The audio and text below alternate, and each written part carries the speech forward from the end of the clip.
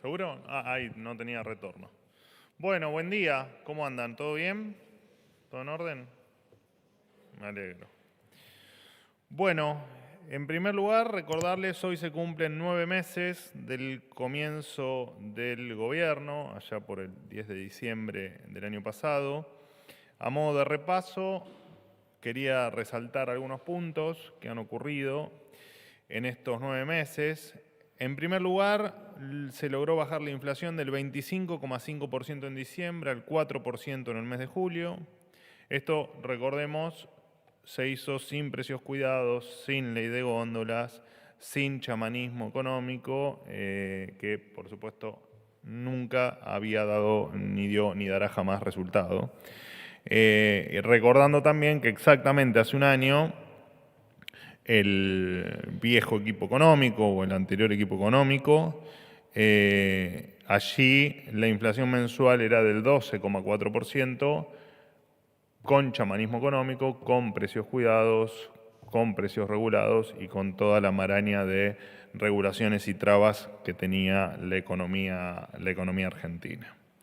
En segundo lugar, recordarles, en estos 9 meses se realizó el ajuste más grande de la historia, repito los números del desequilibrio: 5 puntos del producto en el Tesoro, 10 puntos del producto en el Banco Central, 15 puntos del producto total era el desequilibrio en las cuentas públicas. Y este ajuste se llevó especialmente en la estructura política, se bajó la cantidad de ministerios de 18 a 8, se eliminaron cargos políticos, se congeló el salario de los funcionarios. El otro día les recordaba que el salario del presidente de la Nación es el segundo más bajo de toda América Latina, medido en dólares, y se recortaron partidas presupuestarias superfluas como dinero para choferes, asesores y todo lo que no solo se pueden imaginar, sino todo lo que les fui contando a través de estos 9 meses aquí en la conferencia.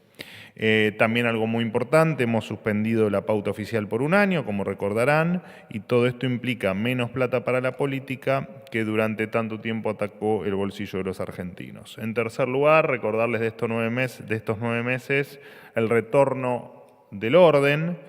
En estos 9 meses se lograron terminar con los piquetes. Veníamos sufriendo en torno a 18.000 piquetes anuales. Esto se ha reducido a 0.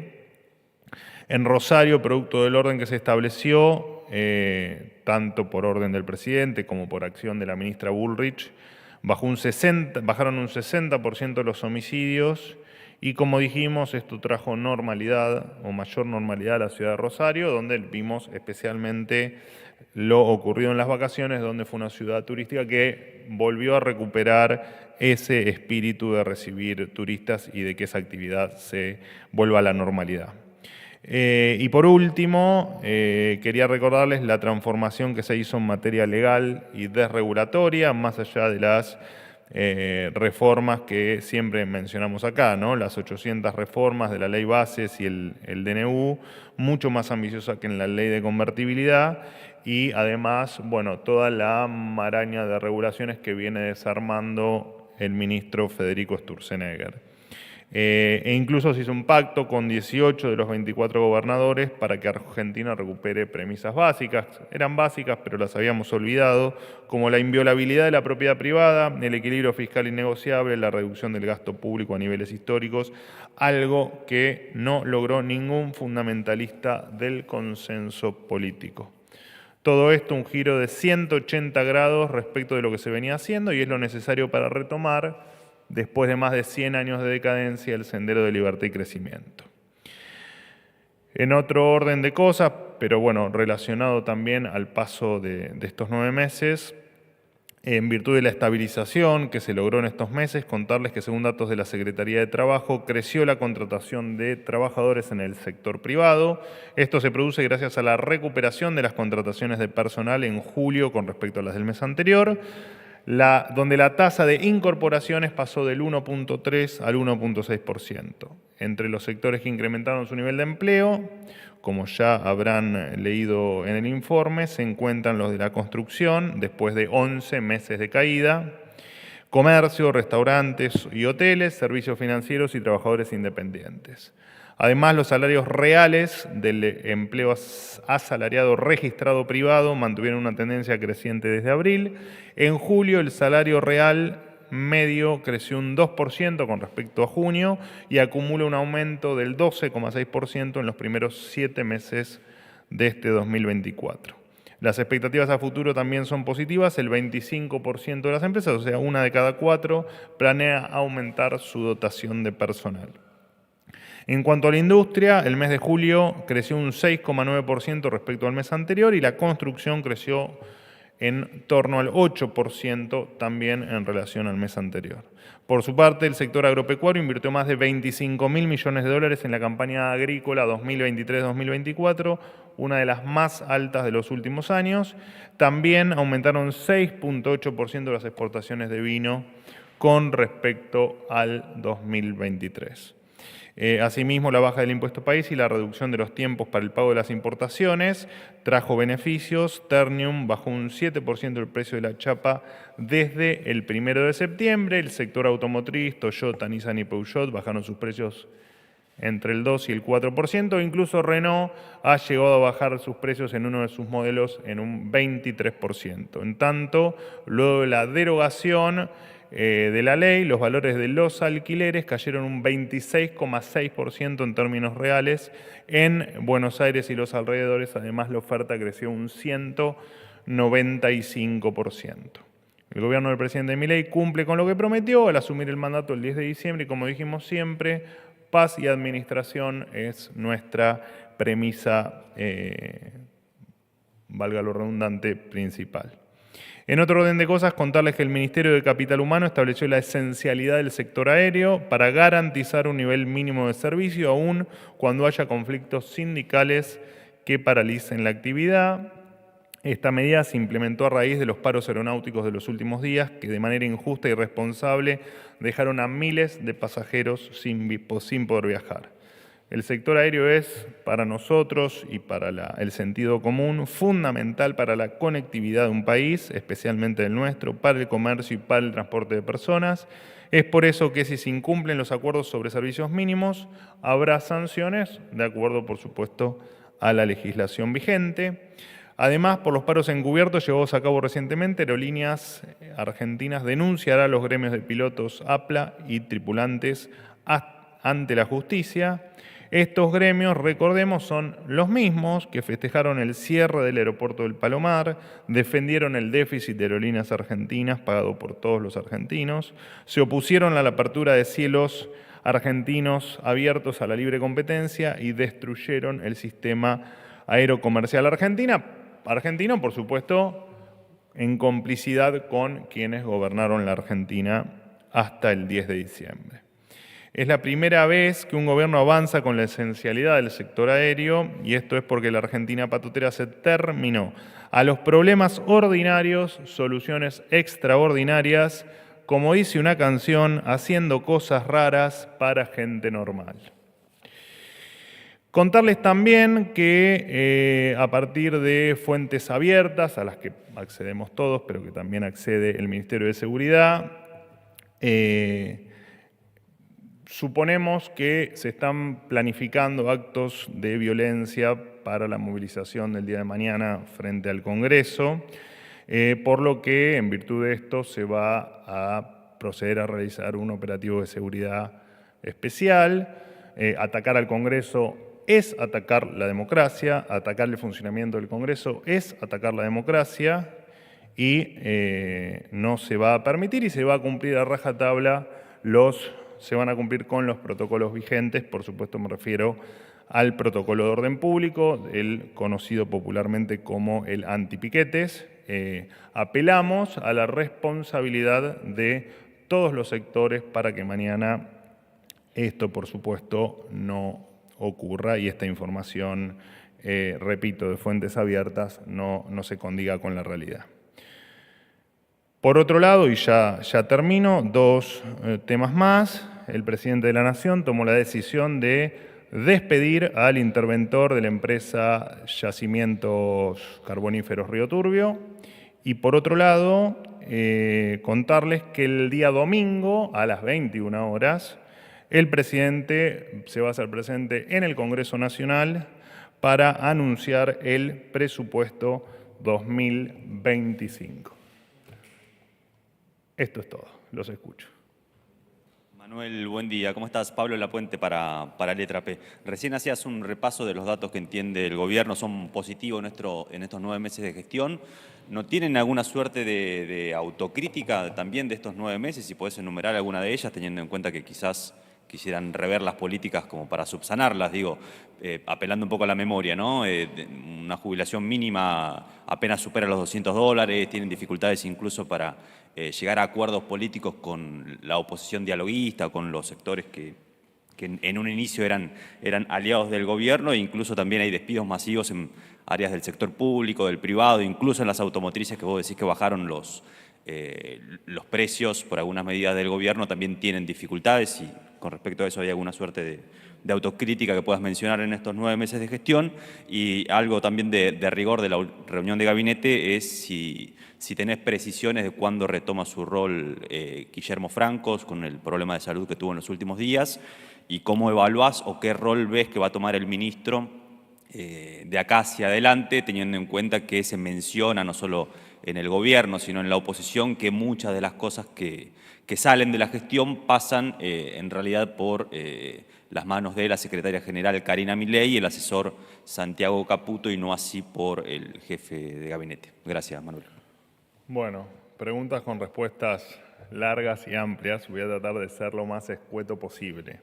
Con respecto, nosotros somos un equipo de trabajo de conversación y debate interno permanente. Digo, no, en tal caso, si hay autocríticas, no es nada malo, digamos, y permanentemente vamos comentando cada paso que damos dentro de la gestión. Con respecto, me nombraste jubilaciones y me nombraste algún otro tema más.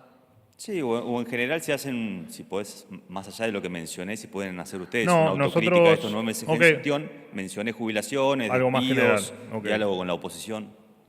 Bueno, el tema jubilaciones es interesante, aparte porque ha sido un tema de los últimos días, era un tema, por supuesto, que mañana va a volver a ser parte de la escena, y lo hemos comentado en infinidad de oportunidades, al margen de que consideramos que estos meses de gestión hemos intentado recomponer dentro de lo que permite la restricción presupuestaria las jubilaciones en lo más que estaba al alcance de esas cuentas públicas, valga la redundancia, o de ese equilibrio de las cuentas públicas o de esa restricción presupuestaria.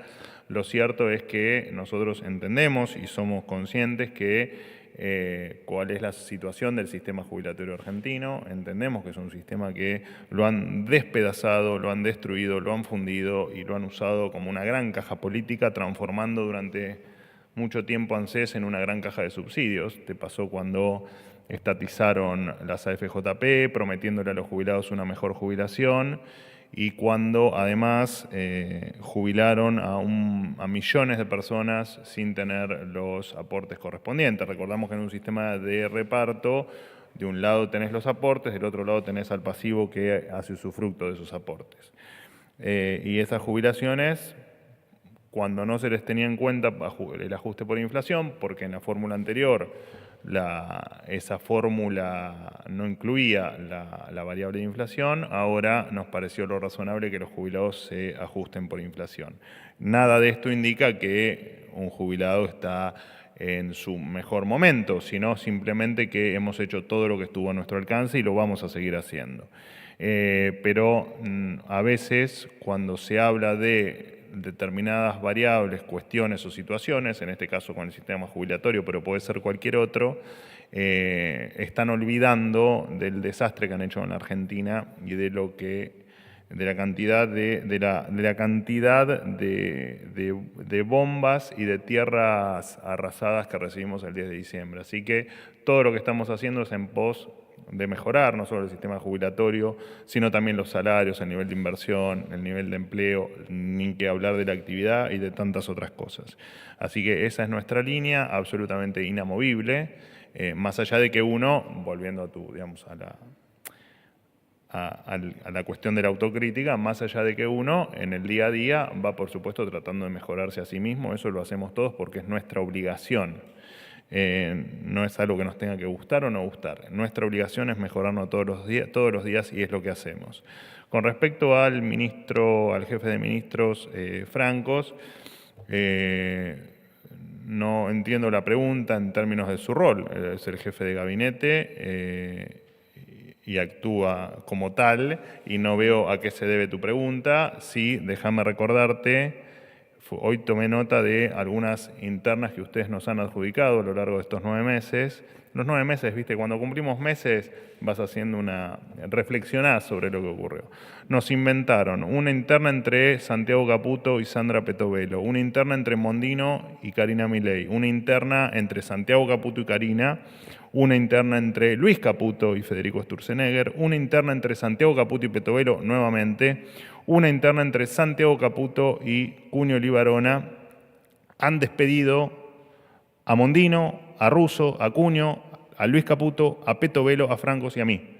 Así que si te referías a eso, nada va a cambiar. No sé cuál es el punto, digamos. No me refería a tuvo un eso. episodio de salud y se va a reincorporar. Creo, no tengo el último parte, pero entiendo que le han dado un par de días de reposo, así que su fanatismo por el trabajo va a ser que él va a querer reincorporarse lo antes posible y lo esperamos ansiosos. 2 aclaraciones. No me refería a eso, a una interna de la que no hablamos nosotros ni dimos por renunciado a ninguno de los que... Solo a uno que después, bueno, efectivamente renunció, el ex jefe de gabinete. Bueno, pero más allá de 100 eso, no nombres vamos a tocar... en uno le invocan, ¿no? Claro. Esto es como el que tiene intuición. Muchos tienen intuición y muchos otros tiran todas las variables, en una le invocan. Y con respecto a Santiago Caputo y Karina Milei, era qué rol ocupaban ellos, si iba a ser el jefe de gabinete el que mantenga diálogos con la oposición y mantenga la Pero va a seguir todo igual que hasta ahora. No veo qué ha pasado que les ha cambiado la percepción de lo que sigue ocurriendo dentro del gobierno. Jaime. Hola Manuel, ¿cómo estás? ¿Cómo andás? ¿Bien? Jaime Rosenberg, La Nación. Bien, gracias. Preguntarte por, cómo ve el gobierno, más allá de los temas de seguridad que vos planteaste para la sesión de mañana, si hay optimismo en relación a que puedan conseguir el número para evitar que caiga el veto del presidente, y si podés confirmar la presencia de legisladores del radicalismo aquí con el presidente, que circulan versiones que estarían con él, justamente diputados que apoyarían, la postura del gobierno en ese caso. Y segundo, si podés dar algún dato de lo que dijiste recién del pedido de renuncia al interventor de Yacimientos Río Turbio, ¿a qué se debió este pedido de salir, o si lo pidieron desde el gobierno, y si tiene algo que ver con todo lo que salió, las versiones periodísticas sobre pedidos de coima a una empresa para poder invertir en una compra de carbón? Gracias. Bueno, con respecto, sí, efectivamente el presidente está, creo que ya no, pero estaba en reunión, efectivamente a las 10:30 se reunía con diputados, con representantes de la Cámara de Diputados, en una reunión como las que hace habitual, hizo una la semana pasada y habitualmente las hace. Con respecto al despido del interventor, sí, efectivamente está relacionado con donde el presidente detecta que no hay una transparencia absoluta en la gestión, el presidente siempre va a hacer a un lado al responsable, no porque sea efectivamente responsable, sino porque el presidente quiere que todo se lleve adelante con total transparencia. Así que mientras que se aclaren los hechos, el presidente ha tomado la decisión de efectivamente despedir al interventor. Siempre somos optimistas, Jaime, siempre. Buenos días, vocero Nicolás Gallardo de CNN Radio. Una de las preguntas la hizo recién el señor Rosenberg. No la hagas entonces. Pero me quedó claro, ¿el gobierno tiene blindado ya el número? Esa es la repregunta que le hizo Rosenberg. Un tema del Congreso, de la Cámara de Diputados. Bien, con lo cual lo saco de ese tema. Tenés que hacer 257 preguntas. No, son menos, son un poquito menos. Para saber si está el número o no, tenés que hacer 257 preguntas. Le haremos, como Encantado. hacemos. Empezá porque falta poquito. Sí. Dos consultas. Una, naturalmente, le iba a preguntar por el tema del operativo de mañana, el tema que usted ya ahondó. Quiero preguntarle si puede dar nombre y apellido de las organizaciones. No detalle de inteligencia, por supuesto, pero sí, de todas formas, es público pero ya. es público, no hay informes de inteligencia. Es información pública de algunas declaraciones que se han hecho, donde efectivamente se entiende que puede existir la posibilidad de actos de violencia y apelamos a que efectivamente eso no ocurra y se va a disponer de un operativo especial para esta situación particular. ¿Qué significa especial? Y le quiero preguntar, ¿cuáles organizaciones? Usted en su momento las ha calificado de rancias. Le quiero preguntar, ¿cuáles son esas organizaciones ¿Y las rancias? rancias? ¿Qué es una organización rancia? Dígalas rancias. usted. Dígalas usted. ¿Cuáles porque- son los movimientos de izquierda, de la cámpora? ¿Quiénes? ¿Es la CGT? Los que tiran piedra, los tirapiedras. Los tirapiedras son los rancios, son los que no entienden el cambio de la Argentina, no entienden lo que la gente quiere y no entienden lo que es vivir en una democracia y manejarnos de una manera civilizada y no como bárbaros. Y por último, le agradezco el tiempo. Tema Venezuela. Ayer no hubo conferencia, con lo cual creo que sigue siendo importante. ¿Cómo tomó el gobierno, el presidente, el asedio a la embajada argentina en Venezuela? Hoy bajo custodia de Brasil, seguramente ahora le van a repreguntar, pero ¿cómo tomaron eso? Si creen que es una represalia por el pedido de detención al presidente Maduro, ¿cómo toman ambas situaciones? Le pregunto a usted porque la canciller es imposible hablar hace meses con ella. Está oculta. Gracias. Bueno, no sé si está oculta, yo la veo, pero por ahí no te quiere ver a vos, qué sé yo. ¿A nadie? Qué mal. La última vez que hablaste sin micrófono me metiste en un lío, así que te sugiero que sin micrófono no vuelvas a hablar. Gracias, sos muy amable, Tati. Bueno, le voy a transmitir tu queja y la de todos a la canciller. Debe estar de viaje o muy ocupada, porque tiene una agenda muy nutrida. Así que le voy a traspasar tus inquietudes. Lo de Venezuela, el caso puntual que mencionás, no deja de consternarnos, pero no deja de ser parte de un régimen, de un dictador que se olvidó de lo que significa la república, de lo que significa el respeto y de lo que significa la ley. Así que nada nos sorprende, es un tema que por supuesto manejamos con mucha discreción y mucha cautela, pero estamos atentos, siguiendo el minuto a minuto de lo que ocurre allí y, repito, consternados y preocupados y tristes además, por supuesto, por el pueblo venezolano todo. La colega de Brasil seguramente le va a preguntar más detalles de CNN Brasil, pero quiero que al menos quede bien específico el pedido de detención, más allá que ha sido público, está en los medios, pero me gustaría que usted formalmente, aunque sea para tener el testimonio bien claro, si el gobierno quiere la detención de Maduro y cuáles pueden ser esas maneras para instrumentar esa ansiada detención que no se ha logrado en estos años. Bueno, a ver, te repito, estamos ante un régimen dictatorial, entonces vos lo estás tal vez pensando dentro de un esquema lógico, como lo pensamos todos, de un esquema democrático, pero Maduro ha transformado a Venezuela en una dictadura, entonces en tal caso, cuando se tenga alguna determinación o alguna acción clara que seguir o algún camino que transitar, se los vamos a comunicar. Por ahora, bueno, sí, el pedido se hizo porque es nuestra posición, digamos, como lo es con cualquier dictador. Y además porque en Venezuela hay algo adicional que es que ocurre con todas las dictaduras, pero por ser una dictadura latinoamericana y por tener muchos venezolanos viviendo en la Argentina, en toda América, pero digo, particularmente en Argentina, vimos cómo esta dictadura despedazó al pueblo venezolano, los destruyó, los hundió en la miseria y no sé cuál es tu sensación, pero muchos de ellos, por desgracia, piensan que no van a poder volver nunca más a Venezuela y con eso hay que terminar. Martín, querido. Buen día, Manuel. Martín Fernández para Radio La Ciudad. Bien, por suerte. Quería consultarte al respecto del decreto de acceso a la información pública, dos cuestiones que tienen que ver con eso. Primero, si considerás que hubo o no contradicción entre los dichos del jefe de gabinete la semana pasada, señalando que no se iban a acceder, el gobierno iba a acceder a que se modificara el decreto. Luego vos señalaste que no iba a haber modificaciones, punto número uno. Y en segunda instancia, y en el mismo sentido, preguntarte cuál es para el gobierno la línea que separa lo que es la vida privada, teniendo en cuenta que el decreto señala que no, lo que tiene que ver con la vida privada no se va a poder preguntar o acceder a esa información.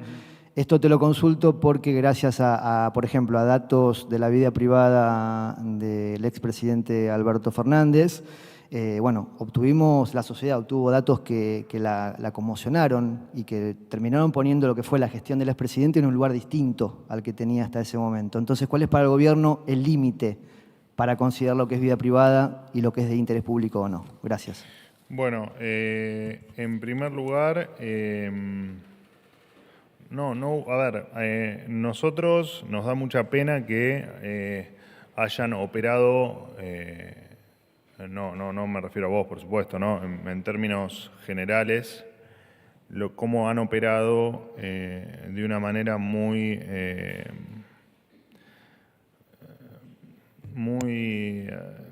cruel a una persona de 74 años que además es el jefe de gabinete de ministros. La verdad es que no hubo ninguna contradicción. Lo expliqué acá, creo que el mismo viernes, contra mi declaración, digamos, después creo que uno de ustedes me preguntó, y el jefe de gabinete de ministros manifestó efectivamente que nosotros estamos abiertos, escuchamos y analizamos cada uno de los planteos que nos hacen, referido en este caso al acceso a la información pública, pero podría haber sido cualquier otra cuestión, y yo simplemente lo que dije fue que efectivamente dentro de esas cuestiones no se iba a modificar el decreto. No hay ninguna contradicción, más allá de que después, bueno, los temas van escalando y los temas se van distorsionando y, repito, nos dio mucha bronca a todos los que conformamos el gobierno lo que se hizo con el jefe de gabinete Guillermo Francos, a quien aprovecho para mandarle un abrazo enorme. Eso por un lado. Con respecto al límite entre la vida privada y la vida pública, no sé a qué episodio te referís puntualmente, que me hiciste mención recién, como para tener una referencia. A los videos donde se lo vio al presidente en el despacho con una dama en una situación íntima. Ok, entiendo que eso no surgió del acceso a la información pública. ¿Es correcto? Se conocieron. Está bien, pero no por el acceso a la información pública. No tengo la información desde dónde aparecieron, no la tengo yo. Pero entiendo que no parten de la ley de acceso a la información pública. Las visitas sí se pueden conocer y no sé si a través del decreto se va a seguir garantizando que eso se conozca o no. Yo fui usuario del acceso a la información pública cuando estaba del lado de ustedes, así que además sé perfectamente cómo funciona y sé perfectamente cómo te diría que contestaban de una manera extraña algunos pedidos de información pública. Pero al margen de eso, nosotros somos defensores de la información pública y somos defensores de que ustedes efectivamente tengan acceso a toda la información que atañe al desempeño del funcionario en diferentes actos, a lo que respecta, por supuesto, al uso de los recursos públicos, y eso no va a tener absolutamente ninguna limitación. Yo creo que el viernes mismo di algunos ejemplos de algunos pedidos insólitos que nos habían hecho sobre nuestras propias mascotas o sobre la felicidad de nuestras propias mascotas, tema además absolutamente subjetivo, ¿no? Y te lo dice alguien que tuvo perros que tal vez no fueron tan felices, y la verdad es que no tengo por qué contestar si mis perros son más o menos felices. Pero de todas maneras, al margen de eso, la única limitación que se pone es al abuso de la herramienta. La información pública no va a tener ningún tipo de limitación de absolutamente ninguna índole, porque no es nuestro espíritu,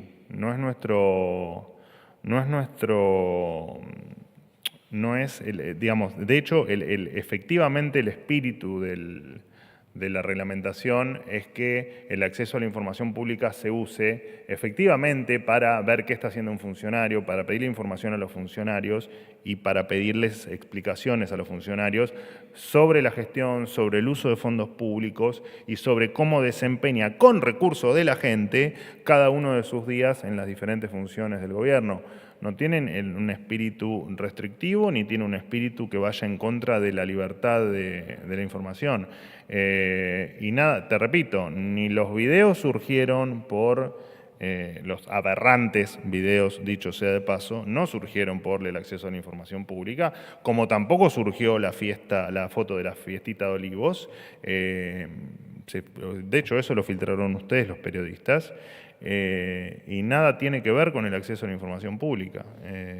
Y además de otros pedidos insólitos que llegan, y no te olvides que también por cada pedido insólito que llega, que nada tiene que ver a la utilización de recursos públicos y que nada tiene que ver al desempeño del funcionario, detrás de la respuesta si mi perro es feliz o no, tenés un montón de gente abocada a permanentemente recibir, analizar y contestar ese tipo de cuestiones. O sea que además te metes en un gasto adicional que no tiene absolutamente ningún sentido porque no hace a que la gente pueda acceder a la información pública, sino que hace a otro montón de cuestiones que solamente hacen que el gasto público sea más y que la ineficiencia sea más. Pero no va con el... jamás se nos ocurriría hacer nada que vaya en contra de la información pública. Por acá, Manuel, Miguel. buen día. Miguel Nicolich, Radio Rivadavia. ¿Qué tiene en mente el Gobierno Nacional con respecto a yacimientos carboníferos fiscales, sobre todo después de estos hechos que se acaban de conocer? Eso en primer lugar. Y en segundo lugar, volviendo al tema de Venezuela, el presidente uruguayo Luis Lacalle Pou convocó a los líderes regionales a reunir esfuerzos en pos de tratar de normalizar democráticamente lo que pasa en Venezuela, y no ha habido un eco, por lo menos yo no he escuchado, a propósito oficialmente del gobierno, ya que el presidente Milei desde un principio trató de promover esfuerzos mancomunados precisamente de sus pares, los líderes regionales. Muchas gracias. Bueno, pero es un poco lo que hablábamos con Nico, que Nico pregunta y se va. A ver, nosotros lo estamos pensando con la lógica de una democracia y es un tirano que está llevando adelante una dictadura desde hace un montón de años. Entonces, entiendo el punto que planteás, pero son pasos que se van dando de manera muy cautelosa y más allá de todas las declaraciones y las denuncias que uno puede hacer, estamos ante un dictador que lejos está de querer normalizar por la vía democrática la situación en Venezuela. Entonces estamos analizándolo con la lógica nuestra, que respetamos la democracia, que respetamos la república y que respetamos la ley. Estamos haciendo un paralelismo con una dictadura y eso no tiene punto de encuentro, no tiene punto de análisis. Por eso es que no se puede responder a tu pregunta, porque son episodios que se van analizando con el transcurrir del tiempo y con el transcurrir de los hechos que van ocurriendo en Venezuela, como mismo en las elecciones existía la esperanza de que esa elección sea transparente o que sea con un grado de certeza con respecto a los resultados, o que con el resultado observado por la oposición venezolana pueda haber pruebas de que efectivamente Maduro se había consagrado ganador por propio derecho, porque efectivamente la gente lo votó, tampoco ocurrió. Entonces no esperemos cosas que la dictadura de Maduro no muestra que vaya a haber en Venezuela. Cualquier novedad o avance que haya en cuestiones de lo que la Argentina pueda seguir avanzando más allá de lo hecho hasta acá, independientemente de que haya un encuentro entre diferentes líderes o cualquier otra presentación que se pueda hacer a nivel internacional, es algo que se va analizando en el día a día y que por supuesto es un tema que nos preocupa no solo a los argentinos, o al gobierno argentino, sino también al resto de los países de la región. Es muy grave lo que pasa en Venezuela, pero es una dictadura. Hoy no se vive en democracia en Venezuela. Y con respecto al yacimiento Río Turbio. Estamos probablemente hoy por la tarde o mañana tengan alguna novedad de cómo efectivamente sigue adelante la administración de los yacimientos. Última pregunta. Hola, vocero, buen día. Luciana Tadeu, de CNN Brasil. ¿Cómo andas? ¿Bien? ¿Qué tal? Muy bien. Vocero, ¿ustedes están en contacto con otros países para buscar una nueva nación que custodie los intereses argentinos en Venezuela frente a este anuncio del gobierno Maduro de que Brasil ya no va a poder representar las necesidades argentinas allá? Y en este mismo sentido, si ustedes están en contacto con el gobierno venezolano, ya que el gobierno venezolano va a tener que autorizar esta nueva nación a que custodie los intereses argentinos. Gracias. Bueno, todas preguntas que no te puedo responder porque efectivamente estamos avanzando para que primero que nuestra residencia allí, que los asilados allí no tengan absolutamente ningún inconveniente. Sabemos los episodios ocurridos el fin de semana que trajeron mucha preocupación a todos, los cuales aparentemente han sido desactivados o efectivamente no ha pasado a mayores. Así que lo mismo para tus compañeros que me han preguntado sobre Venezuela, es un tema que lo tomamos con mucha cautela y que cuando efectivamente tengamos algo definido y que efectivamente tengamos algún avance en esa materia, se los vamos a comunicar. Así que efectivamente, y de hecho, bueno, vos sos de Brasil, Brasil efectivamente está en línea con que es un tema que no puede escapar a las convenciones internacionales, no puede escapar a las buenas prácticas y a la ley y al respeto por no solo la Argentina, sino que en ningún país del mundo se puede atacar o intentar quitarle el valor que tiene una embajada de una república o de un país extranjero. Así que estén atentos a las novedades, pero en principio no tengo mucho más que te pueda contar desde aquí. Bueno, listo, muchísimas gracias. Hasta luego.